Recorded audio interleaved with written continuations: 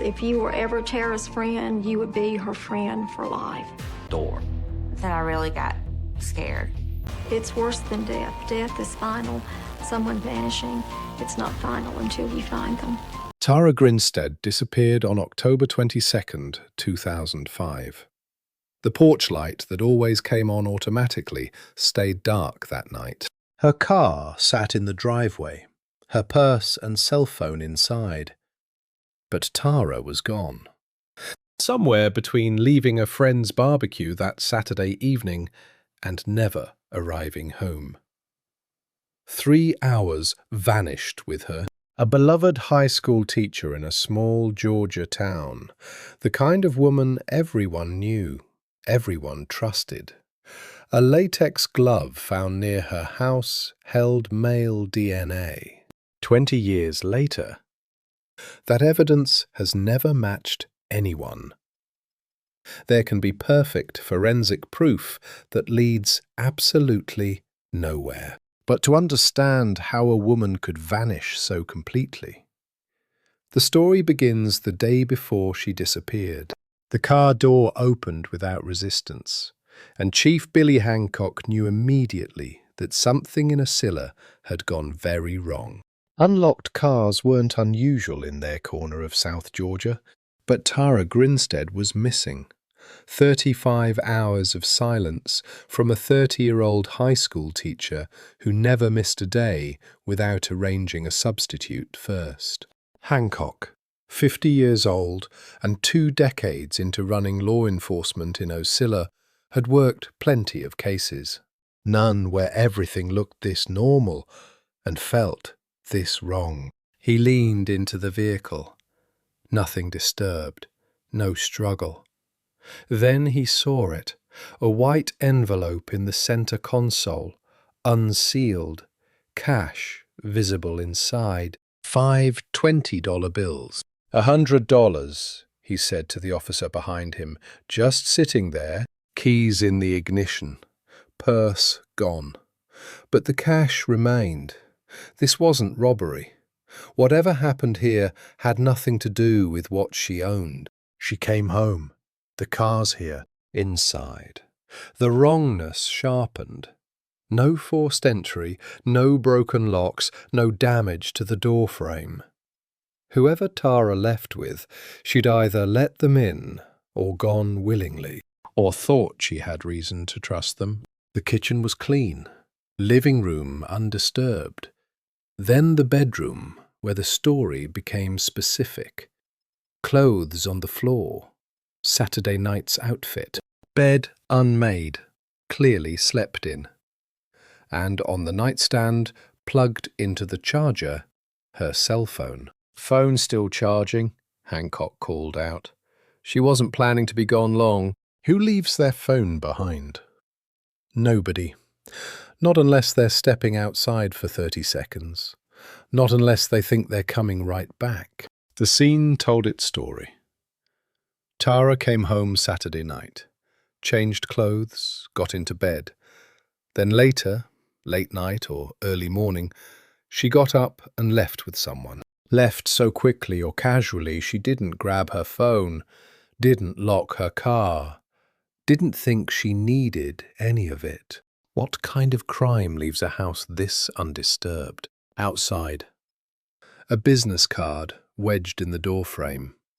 Local real estate agent, probably left days ago. Then his eyes caught something else in the grass. A single latex glove. Not a gardening glove, medical latex, pale against the green lawn. He crouched down without touching it. Inside out, the way gloves come off when you peel them from the wrist. Someone had worn this recently enough that it hadn't blown away. Why would someone need gloves here? You wear gloves like that when you don't want to leave fingerprints, when you don't want to leave any trace at all.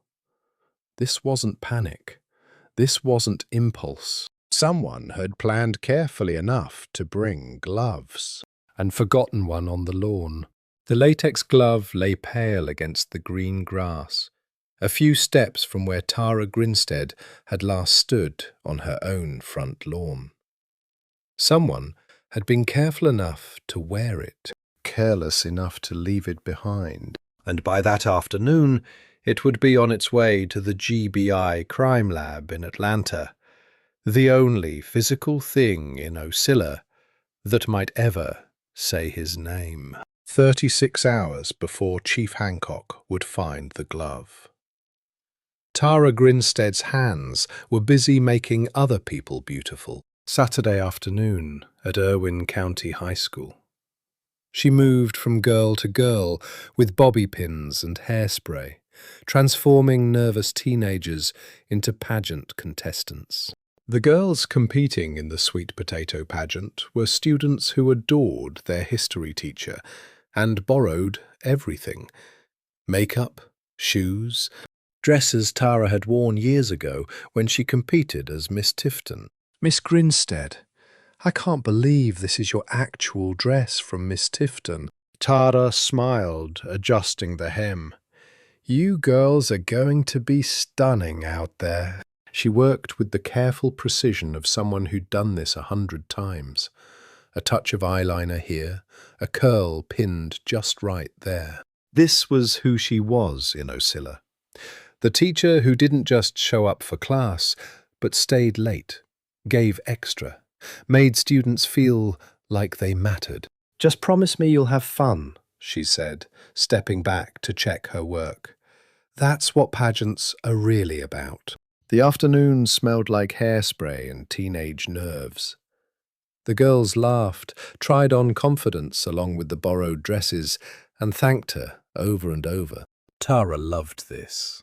Not the pageants themselves, necessarily, but the giving. The making someone else's moment better. That evening she showed up at a cookout with friends, teachers and colleagues from Irwin County, who knew her as the one who always appeared and never caused concern. She sat with a paper plate, relaxed, laughing at someone's story about a classroom mishap. The charcoal smoke drifted across the yard. Conversation came easy. She checked her watch once.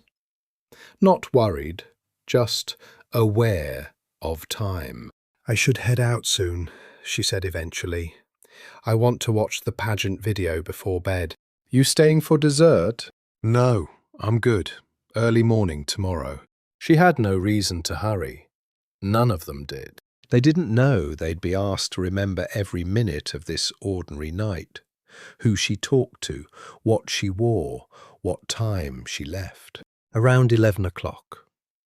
Tara said her goodbyes and walked to her car. "Thanks for tonight. See you Monday. Drive safe. Ta-da." She drove the familiar route home through Ocilla's empty streets. 3 turns, 2 traffic lights, 5 minutes door to door. The neighbour had an informal arrangement with Tara: watch for the bedroom light each night. A simple safety signal between 2 people living alone. Every night when Tara got home, first thing she did was turn on that lamp. A bedroom window glowing yellow meant she was safe inside. That night, the neighbour watched, waited for the light that always came. The bedroom window stayed dark. She looked again a few minutes later. Still dark. Then one more time before going to bed, thinking maybe Tara had fallen asleep on the couch. Or forgotten, just this once. By Sunday afternoon, when Tara's mother couldn't reach her by phone, that dark window would be the first thing anyone remembered. The simple signal that never came. The light that should have turned on but didn't. By Sunday afternoon, Tara's mother had stopped counting how many times she'd called.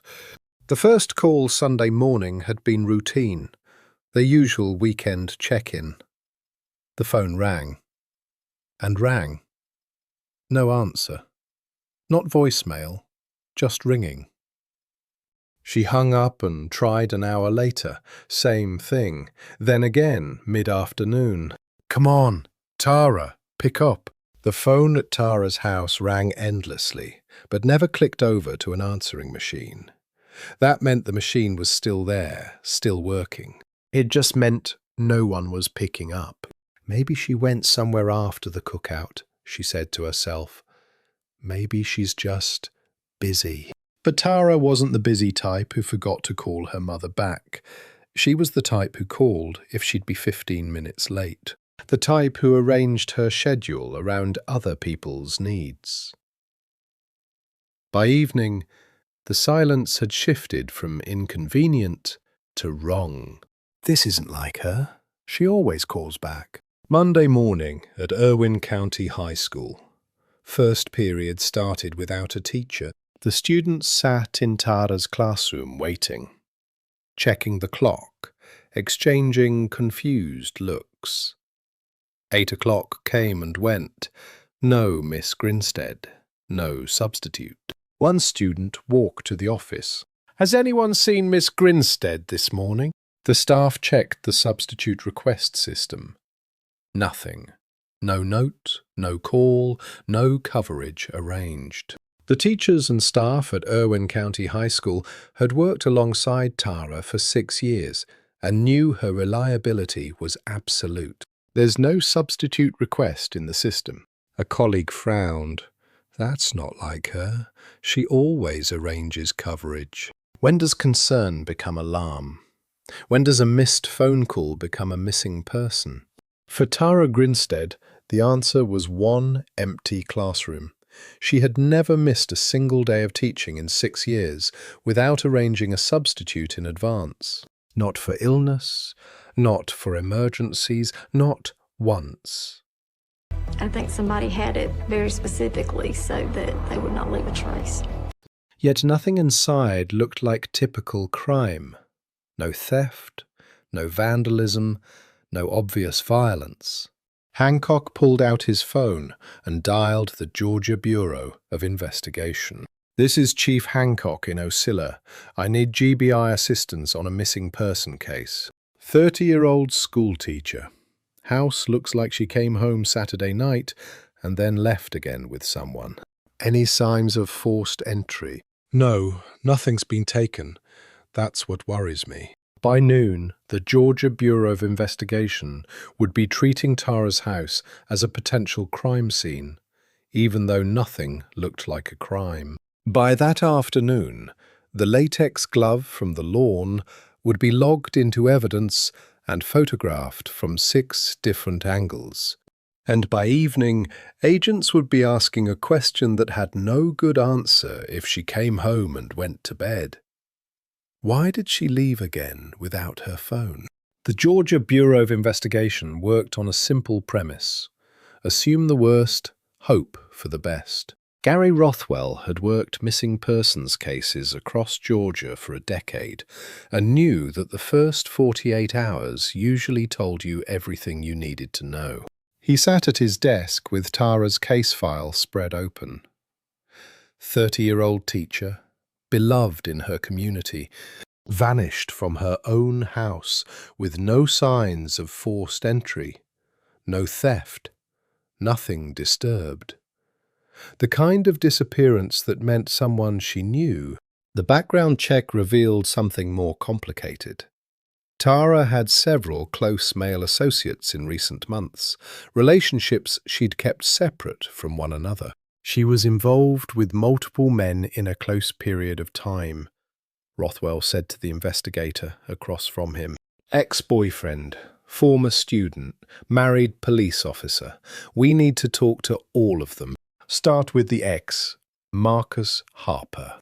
Anita Gaddis was Tara's older sister and had watched her relationship with Marcus Harper from the beginning, through deployment. Tara was a little bit afraid of him. And through its painful end 3 weeks earlier.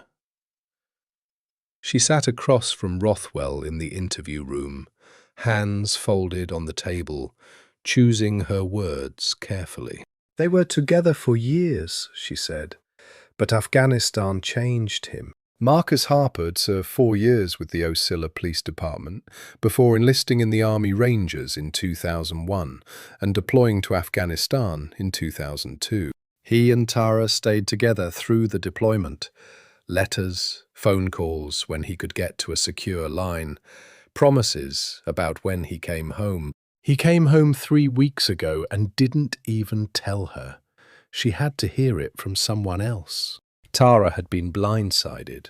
Found out Marcus was back in Georgia, not from him, but through mutual friends. She called him from the car, confronted him, demanded to know why he hadn't reached out. She called him from the car. He told her it was over. Really over. She couldn't even drive herself home. Friends had to come get Tara, drive her back to Ocilla. She'd spent hours crying, unable to function. 3 weeks before her disappearance. Marcus Harper had broken her heart definitively and walked away. Army Ranger training, survival in hostile territory, hand-to-hand combat, how to make someone disappear. Rothwell leaned forward slightly. Did Marcus ever hurt Tara? Threaten her? Anita paused, weighing the question.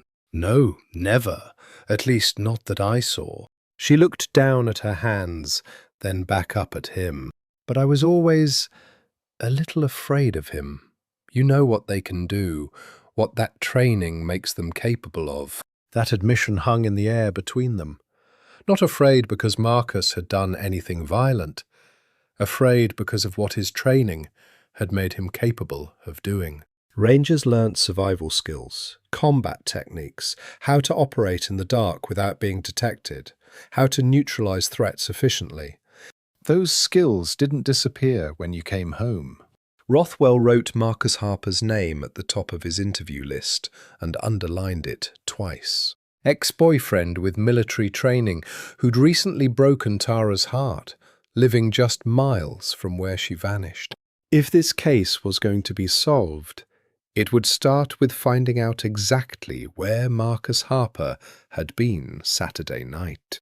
But Marcus Harper wasn't the first man to make Tara Grinstead afraid in her own home. 7 months earlier, March 2005, a weekday afternoon, Tara heard the pounding before she saw who it was. Fist against wood, relentless, demanding.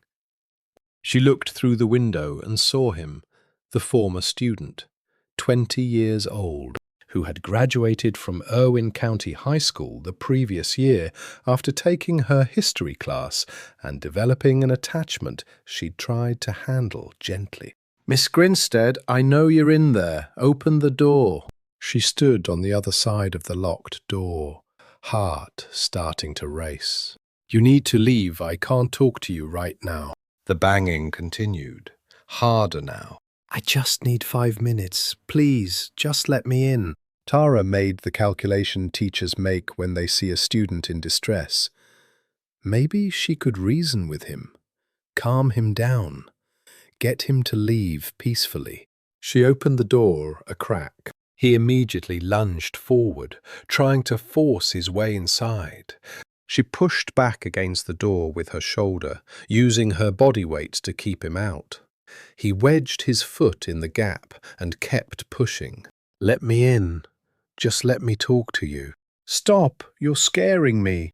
His hand shot through the opening, closed around her arm, hard. That moment, feeling his grip, the pressure of his fingers digging into her skin, changed everything. This wasn't a confused student anymore. This was a man forcing his way into her house. She wrenched her arm free and threw her full weight against the door. It slammed shut. She fumbled with the deadbolt, hands shaking. "I'm calling the police." Outside, he started pounding again, louder this time, yelling words she couldn't make out anymore through the door and the blood rushing in her ears. The door shook with every impact. Tara's neighbours on the quiet street knew each other well enough to recognize when someone needed help. They heard a man shouting, a woman's frightened voice, the relentless hammering on a door. They called the Ocilla Police Department. When the police officers arrived, he was still on her porch, still demanding to be let in. They arrested him for disorderly conduct. The Ocilla police officers who responded had known Tara as a respected teacher and treated the incident with the seriousness it deserved. "Ma'am, are you hurt? Did he get inside?" Tara stood in her doorway, arms wrapped around herself. "No, but he grabbed my arm. He wouldn't leave." She gave a written statement describing how he'd invaded her privacy in a raging, out-of-control manner. How scared she'd been for her well-being. How the boy she'd taught history was now a man who'd tried to force his way into her home.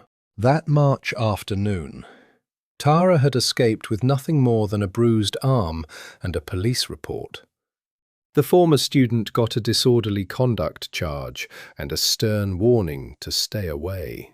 7 months later, when Tara vanished, GBI investigator Gary Rothwell would pull that police report and add another name to his interview list. Marcus Harper answered every question Gary Rothwell asked, without hesitation, without a lawyer, without anything to hide. He sat across from Rothwell in the interview room and walked through Saturday night with the precision of someone trained to give reports. Army Rangers learned to document movements, account for time, speak clearly under pressure. Walk me through Saturday night. Marcus. Start with when you left home. Drove to Fitzgerald around 8:30. Met some guys at the White Horse. Stayed till they kicked us out around 2. After that? Ride along with my old partner. Didn't get home till morning. No defensiveness, no hesitation, just facts delivered calmly, like a man who knew exactly where he'd been and had nothing to hide. Rothwell drove the 40 minutes to Fitzgerald himself and walked into the White Horse Saloon. The bartender had served Marcus Harper enough times to remember him as a regular who always paid his tab and never caused trouble. Yeah, Marcus was here Saturday. Stayed late like he usually does. You sure about the time? The bartender pulled out a credit card receipt. Receipt's right here. Card ran at 1:47 a.m. He left maybe 20 minutes after that. Time-stamped. Documented. 2 other patrons who'd been at the White Horse Saturday night independently recalled seeing Marcus there until closing time. The alibi was checking out, piece by piece. Rothwell called Marcus's former partner on the Ocilla police force. The partner had stayed in touch and occasionally let Marcus ride along on overnight shifts for old time's sake. Marcus showed up around 2:30 in the morning for a ride-along. Stayed with me till my shift ended at 6. That's a long ride-along.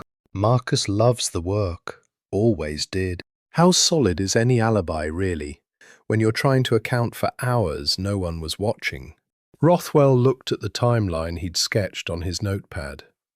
Tara left the cookout around 11 Saturday night. No one had eyes on her after that until Monday morning when she didn't show up for work.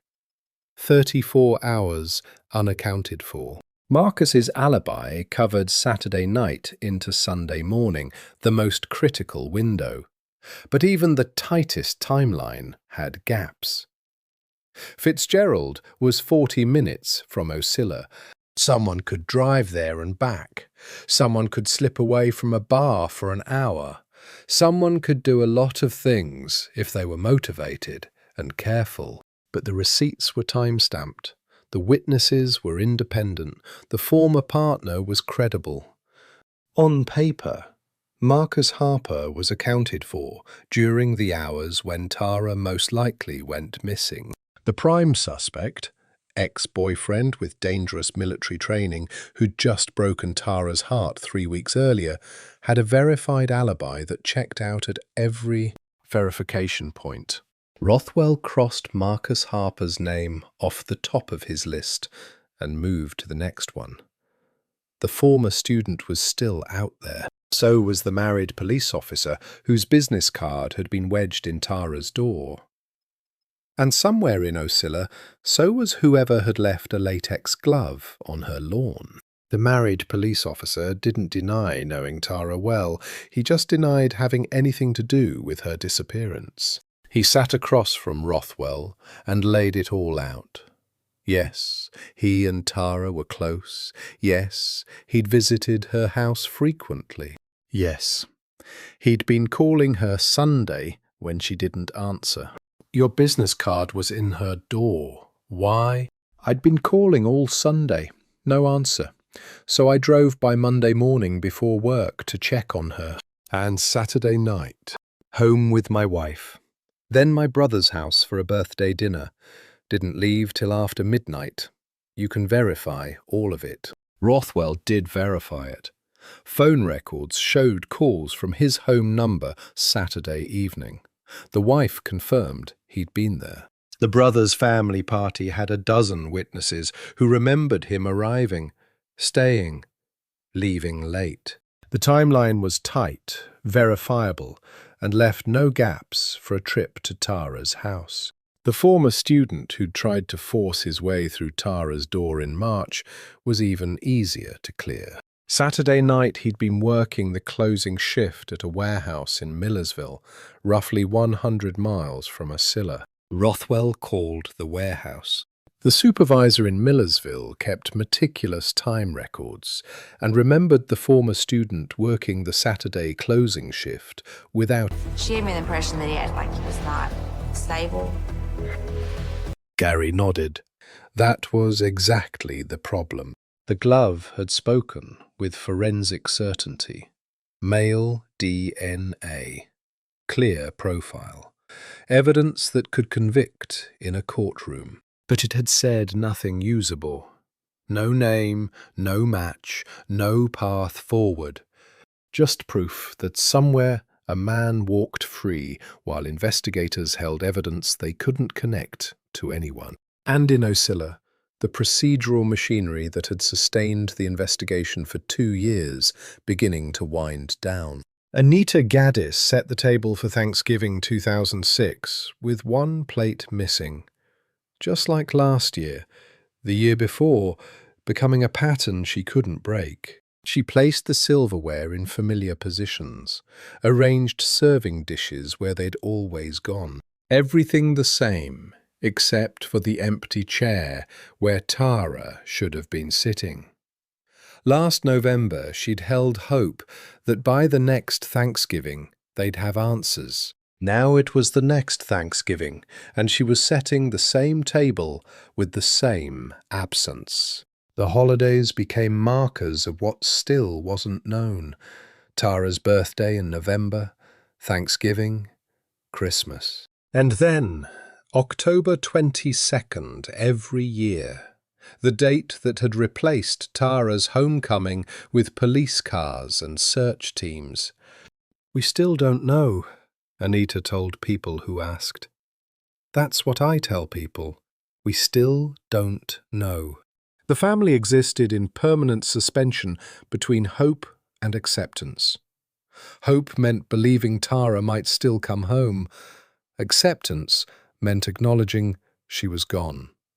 Neither one was possible when you had no body, no answers, no certainty about what had happened. So they waited in the space between.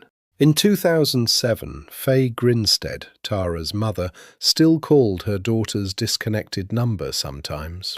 The service had been cancelled years ago, but the voicemail message remained, Tara's voice saying she couldn't come to the phone, asking the caller to leave a message. Faye would dial just to hear it, then hang up before the recording finished. Former students who distributed flyers in October 2005 graduated high school and started college. Some moved away from Ocilla entirely, carrying Tara's disappearance as something that happened in their hometown, their lives progressing forward, while Tara stayed 30, stayed missing. stayed frozen in that Saturday in October. The world continued around her absence. Everyone else's calendar moved forward. Hers stayed October 2005. The case had officially gone cold. GBI investigators remained assigned, but now there were no leads to chase, no searches to organize, no samples to collect. The investigative machinery that had sustained 2 years of intensive work had wound down to periodic file reviews and phone calls that brought no new information.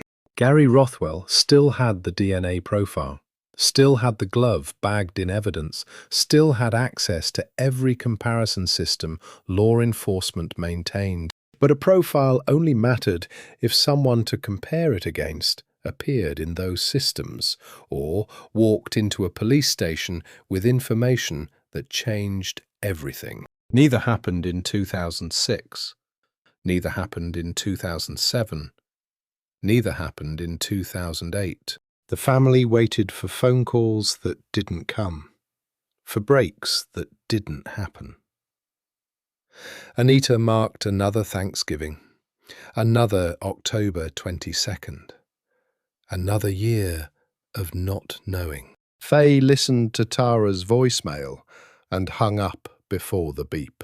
And in evidence rooms and database systems, the glove sat silent. Perfect forensic evidence speaking to no one. 3 years. 1,095 days since Tara disappeared. DNA. Evidence that led nowhere. Searches that found nothing. A case that had consumed Ocilla and then gone silent. And then in February 2009, someone posted a video online that would reignite everything. The face on the screen was digitally blurred, the voice mechanically distorted, and the words coming from the figure calling himself Catch Me Killer were about a beauty queen who taught high school in South Georgia. Gary Rothwell had been alerted to the video by someone who'd seen it spreading across YouTube. February 2009. 3.5 years after Tara disappeared, someone had posted a confession. A masked figure with voice electronically altered, claiming 16 victims across multiple states, and describing one who matched Tara Grinstead exactly. Beauty queen, the distorted voice said. High school teacher, small town in Georgia. Gary played the video again. The figure sat motionless, face blurred beyond recognition, voice processed into something mechanical and hollow. But the words were specific. Too specific. The person claimed to have killed a former pageant winner who taught at a rural high school. Described her hometown as small, isolated. Details that could apply to dozens of women or could apply to Tara. Then the figure described how he'd killed her, slit her throat, listened to her scream. Gary stopped the video, started it over. 16 claimed victims total, spread across states over years, some described in passing, some given paragraphs of violent detail. The Georgia teacher got more detail than most. The figure referenced Ocilla without naming it, talking about pecan orchards, the sweet potato festival, Friday night football games, referenced Tara's pageant history, her teaching position, her house, describing a modest home where a single woman lived alone. Things someone who'd followed the case closely would know, things that had been in news coverage, on missing person websites, in hundreds of articles, or things someone who'd actually been there would know. He knows things, Gary said to another investigator. He knows too much. 3 years waiting for a break, and this is what breaks the silence. The video had been uploaded 3 days earlier. Already thousands of views, hundreds of comments, people asking if it was real, people calling it a hoax. People arguing about whether the described victims matched real missing persons cases.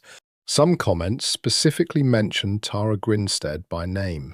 Gary called the tech team digital forensics specialists who could pull metadata, trace IP addresses, identify upload locations from data invisible to casual viewers.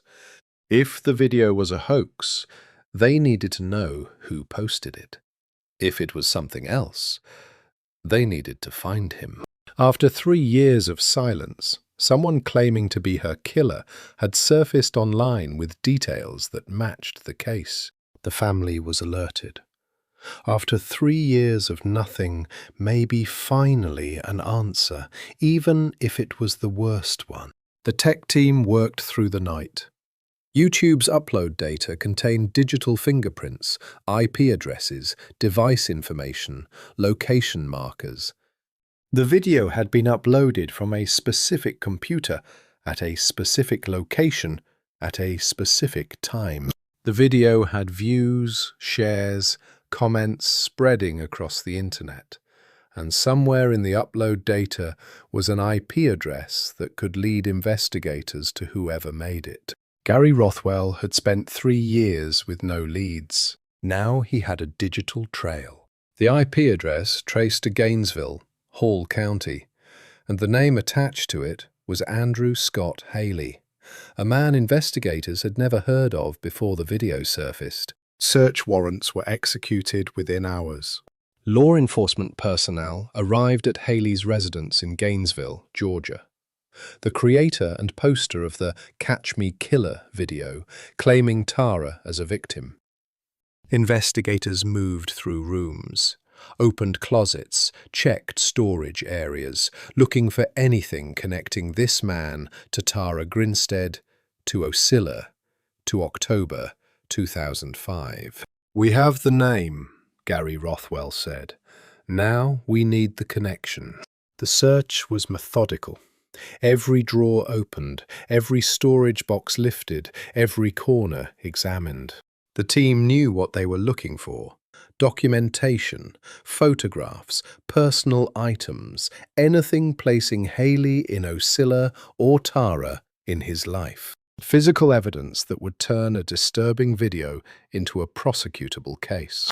They seized computers, cameras, digital storage devices, hard drives removed from desktop towers and bagged as evidence, USB drives collected, SD cards catalogued.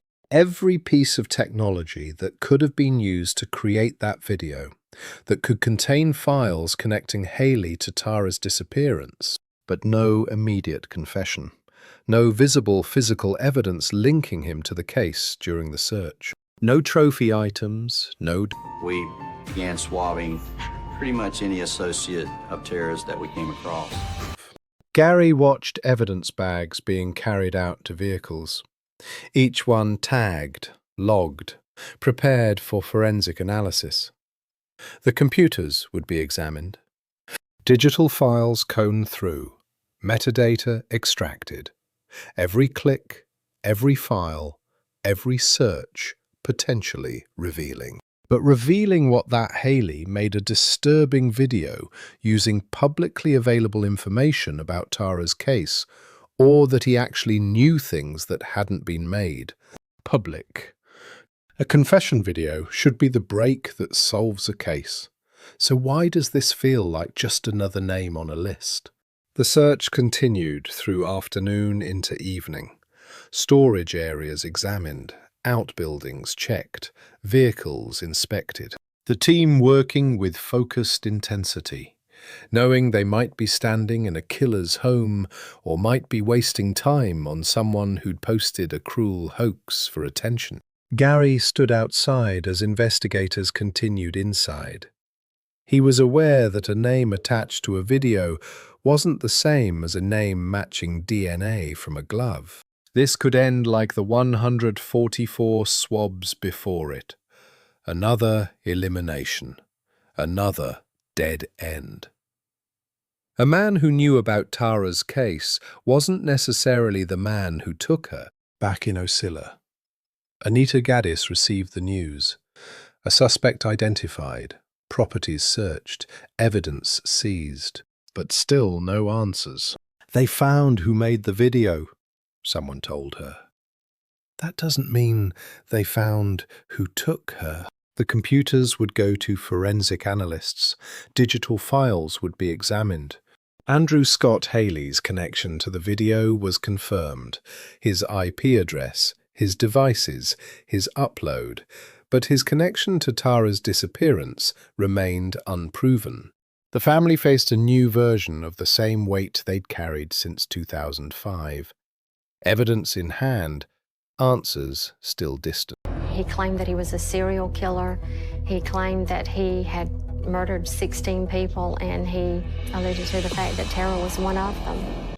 And in Ocilla, years would continue to pass with that question unanswered. The porch light that never came on in October 2005 is still dark 20 years later. The evidence seized from Andrew Scott Haley's residence was analysed, files examined, digital footprints traced, but no charges were filed connecting him to Tara Grinstead's disappearance. The video confession remained what it had always been: disturbing, specific, and unproven. Another name on a list whose connection to Tara's case could be documented but not demonstrated. The family kept waiting.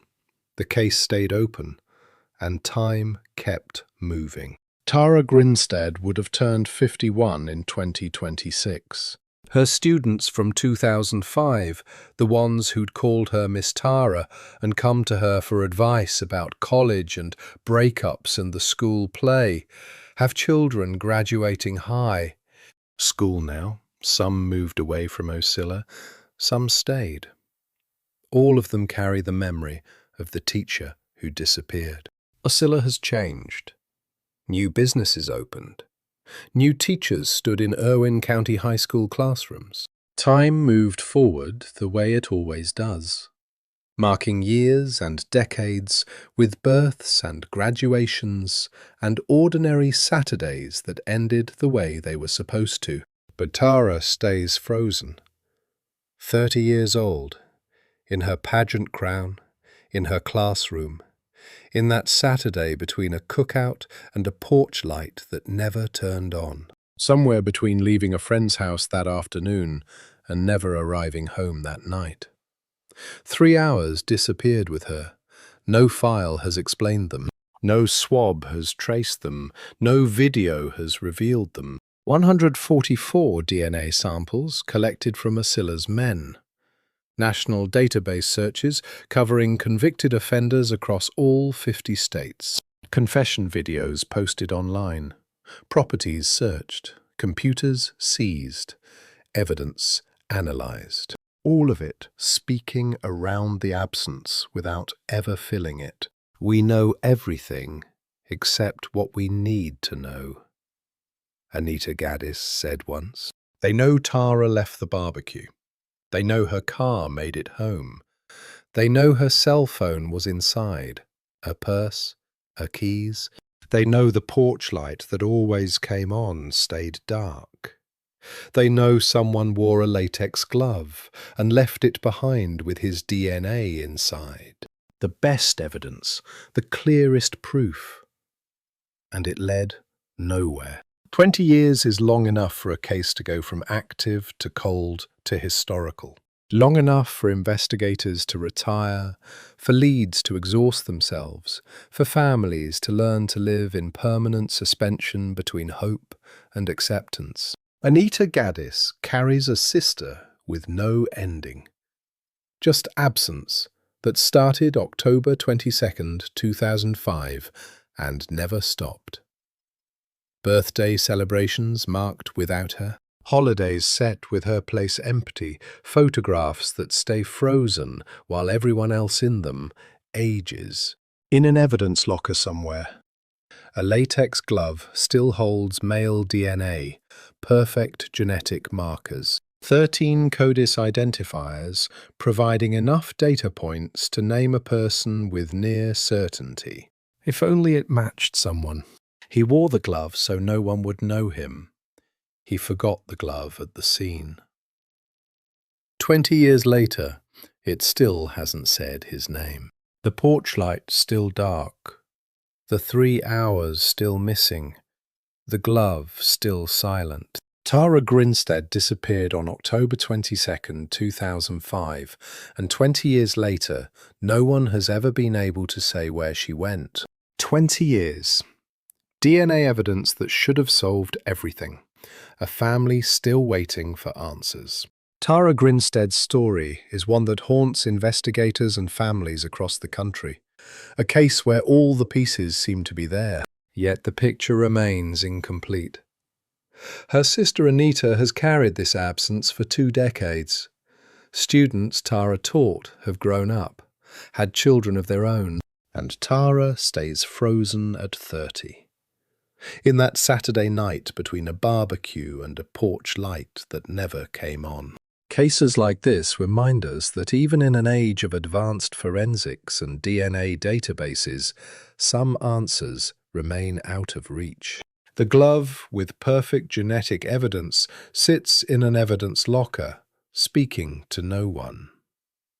144 samples taken, national searches conducted, every lead exhausted, and still silence. This story asks us to consider what justice means when the system has done everything right and still found nothing. It asks us to remember that behind every cold case is a family marking birthdays and holidays with an empty chair. That unsolved doesn't mean forgotten. If this story resonated with you, please take a moment to like and subscribe. Your comments keep this community alive. Share your thoughts below. And if you know someone who follows true crime or who might need to hear this, please share it with them. Thank you for listening with respect and attention. This story is based on publicly available information about a real case. Some scenes have been dramatized for storytelling, but the core facts remain true to the documented events. Our deepest respect goes to Tara Grinstead's family and all those who continue searching for answers.